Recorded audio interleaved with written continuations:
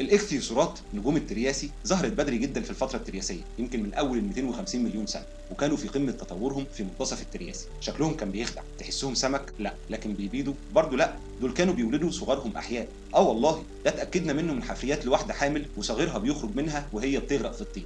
أما البليزيوسورات فكانوا عنوان الأناقة القاتلة. ظهروا متأخرين شوية في الترياسي، بس لما ظهروا سابوا بصمة. رقبة طويلة جدا عند بعض الأنواع، جسم عريض ومسطح، واربع زعانف بتديهم قدره عاليه على المناوره في البحر، وكانوا بياكلوا اي حاجه اصغر منهم، وده كان تقريبا كل حاجه. طيب سؤال، ليه الزواحف دي سيطرت على البحر؟